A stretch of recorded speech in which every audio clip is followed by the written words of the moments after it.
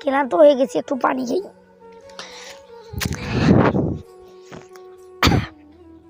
বিসমিল্লাহ। আরে ভাই, আপনি যে পানি পান করছেন, আপনি না রোজা আছেন? আল্লাহ মাফ করো, আমি তো রোজা আছি, আমার মনেই নেই। আপনি রোজা আছেন, আপনার মনে নাই?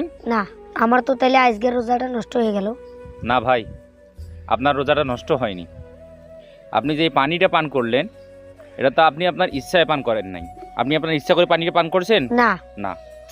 আপনি যে রোজা আছেন, আপনার তো মনে নাই যে আপনি রোজা আছেন। এটা মনে না থাকার কারণে আপনি ভুলবশত পানি পান করছেন। রাসূল সাল্লাল্লাহু আলাইহি ওয়াসাল্লাম বলছেন যে যদি কোনো মানুষ রোজা রাখা অবস্থায় ভুল করে খায় বা ভুল করে পান করে, তাহলে ওই মানুষটা ভুল করে খায় না, পান করে না, ওই মানুষটাকে স্বয়ং আল্লাহ তাআলা পান করায়। তাহলে যারা ভুল করে খায় বা পান করে, এটা তারা নিজের ইচ্ছায় খায় না, তাদেরকে খাওয়ায় কে? আল্লাহ তাআলা।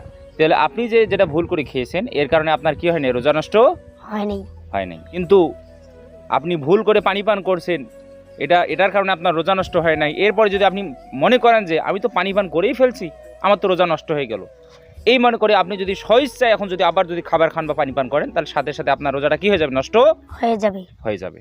ভুল করে খাওয়ার জন্য তো আমি অনেক রোজা নষ্ট করে ফেলেছি। তাহলে এরপর থেকে যখনই আপনি ভুল করে কোনো খাবার খাবেন বা পানি পান করবেন, তাহলে এর কারণে কি হবে না? রোজা নষ্ট হবে না। ওই রোজাটাকে পূর্ণ করতে হবে।